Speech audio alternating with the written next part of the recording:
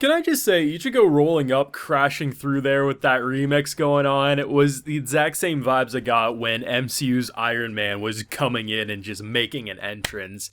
All I gotta say is bravo to that, but we did get some information about the finale to Core 2 of Bleach the Thousand Year Blood War. So we do have a recap episode next week, which kind of caught me by surprise because nothing about the production led me to believe that there was any issues behind the scenes, and seemingly there isn't. The reason being there is a recap is that the finale is actually going to air the last two episodes, so 25 and 26 together on the same day, which I believe is September the 30th. So basically, from what I'm reading, those two episodes should be the same fight, so rather than cutting them up and having just kind of blueballsing the viewer, they're gonna drop the entire fight on the same day, and to me, that's actually a really good idea, though some may be a little salty that we have an extra week before jumping back into that Bleach greatness, as Ichigo did make a fantastic return, and yeah, it has me eager for more. Now, I do have a full live reaction to today's wonderful Bleach episode available on my Patreon, so if you would like to see that, it is over there if you're interested. We got quite a bit to discuss. Now, the episode starts off with Kenpachi just kind of not looking good. He's worried, he's saying go look for them, you can tell the wear and tear, just physically, mentally, he's not all there. I thought they were building up to him taking the eye patch off and honestly just causing a ruckus. But the fact that, he gets jumped by 4 goons, and to be fair, he does rather well. It's like an autopilot instinct, and he honestly does rather well. Does he end up winning by any means? No, but I think any other person would have been dead after the first surprise attack, to give or take. And just to see the build-up, the OST, the remix, and just how he crashes through what do they say, 75 layers or something of that dome that he breaks through, and just the fact that I love it when any shonen manga or shonen anime or battle series in general has your main character come back after a long hiatus, and they're clearly different. They're clearly much better in a headspace. They're more powerful. They're going to wreak havoc. And I love the fact that you rarely see a reaction from Ichigo during this gang up.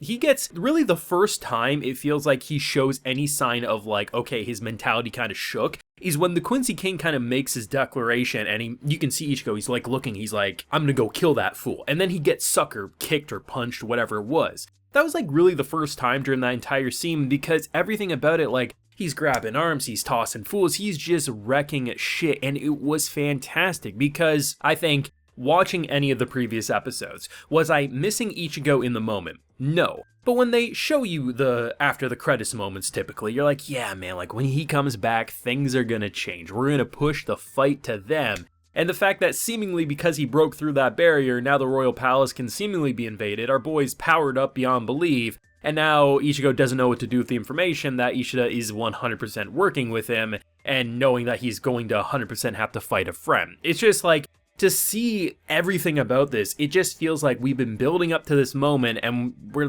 not even halfway through. It feels so good, so rewarding, and the animation was clean. That's why I'm really happy that seemingly the whole point of the recap is just because, well, they want to make sure that they can cook the final fight, but most importantly, drop the final fight on the same day. I like the fact that we are going to just continue this core to the end with full greatness, because there's so many cool moments where Ichigo doesn't even say a word. He'll just almost draw a line. It's almost like getting a stick and just gently gracing the water. That's how he was stopping what normally would be killing blows for so many different characters. And when you see Rukia and the gang come up, man, it looks like they're about to drop the hottest mixtape of 2023. I love the fact that these goons, after doing their Powerpuff Girls transformation, magical girl transformations, you just have the whole squad. And honestly, they had some pretty killer attacks. The first one kind of reminded me of, I think it was Miki from Parasite. Just the idea of the lips stretching and just chomping and just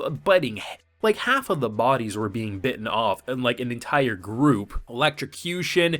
The fact that this is probably the most sick and badass ability. When you cut her and her blood hits you, you basically are under her control and she can just simply say, kill yourself, and you have to do it. That is OP as hell, man, but I have to admit, they have really cool abilities, and it feels like it matches their personality. Someone constantly launching lightning blasts and just seeming so angry that it's yeah, that's of course exactly what her ability should be. And it was really cool, man, because there's some pretty brutal moments, both from the enemy side, but also even Ichigo's side. I mean, he tells her to run, and she doesn't run, and then she has no arm, and it's like, oh shit, she just gets a heal because of so-and-so. It's like, okay, but still, it's rather intense. The cool thing about this final arc is how it doesn't feel like the reason we enjoy the fight so much is simply because look at the cool new ability, or look at the flashy animation, or crisp art direction. The thing that is so exciting is that Ichigo coming back here, after being separated and not really driving Core 2 as much as you would have expected, especially with some of the earlier stuff in Core 1, the fact that when he does come here and you have that Iron Man level entrance, I mean, it's hard not to just say,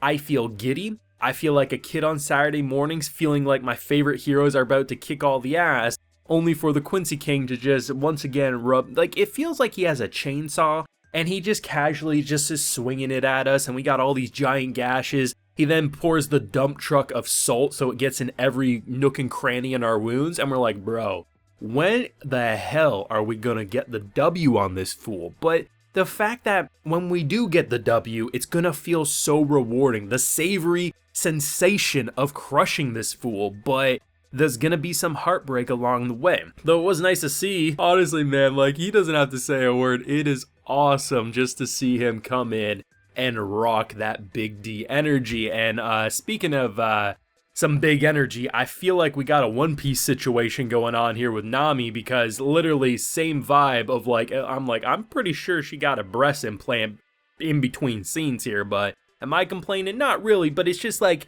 you gotta acknowledge it, because goddamn, it fills a quarter of the screen, but who am I to complain?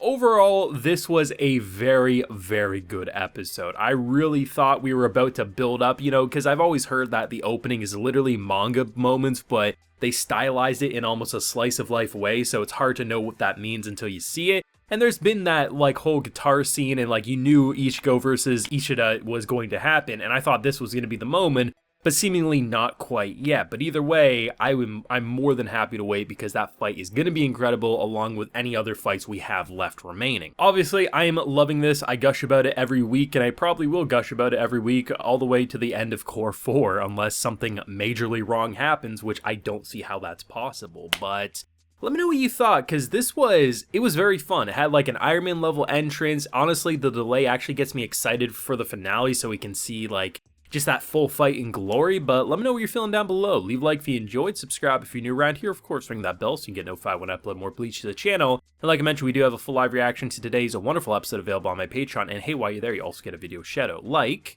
Rerun, Subject 3, Taylor, Ricardo Plago, Zop, Sharon, and Robert Perez are getting today. So I appreciate the support, everyone. Please take care and have a good one.